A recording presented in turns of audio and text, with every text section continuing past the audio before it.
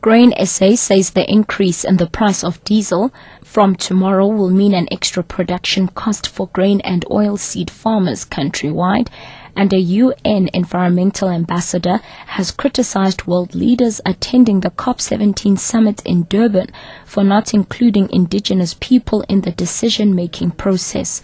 Ambosisiwa Khadebe with the latest news update. Grain SA says the increase of 47.2 cents in the price of diesel from tomorrow will mean an extra production cost of 91 million rand for grain and oilseed farmers countrywide. From midnight tonight, the new diesel price will be 10 rand 50 per litre. Senior economist from Input at Grain SA, Cornelo, says the diesel price has now increased by 38% in the past year.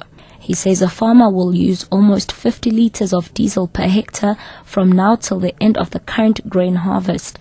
He says it will impact negatively on farmers. Just this increase will cause an increase of 24 rand per hectare for a farmer. If you see it in the bigger picture, we saw that grain farmers want to plant 3.8 million hectares. And if you calculate the whole impact of this increase, it comes down to 91 million rand extra that a farmer must pay.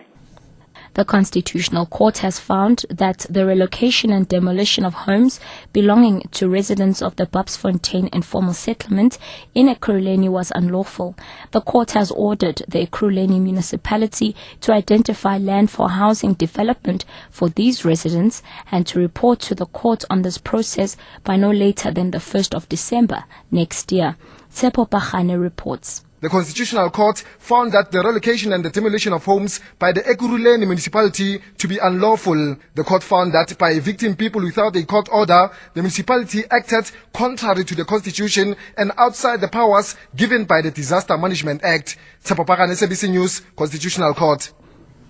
The state has accused musician Jub Marohanye of lying about blacking out after an alleged drag racing accident. Jub told the Protea Magistrates Court yesterday that he blacked out after hitting a tree and that he didn't hit any of the children. During cross-examination, the state dismissed this version. Jub and co-accused Themba Shabalala are on trial for an alleged drug-fueled drag racing incident in which 4 children died and 2 others were seriously injured. This after their cars plowed into a group of school children walking alongside the road in March last year. They face 4 counts of murder, 2 of attempted murder, and a charge of driving under the influence of drugs and alcohol. And lastly, a United Nations environmental ambassador has criticized world leaders attending the COP17 summit in Durban for not including indigenous people in the decision-making process.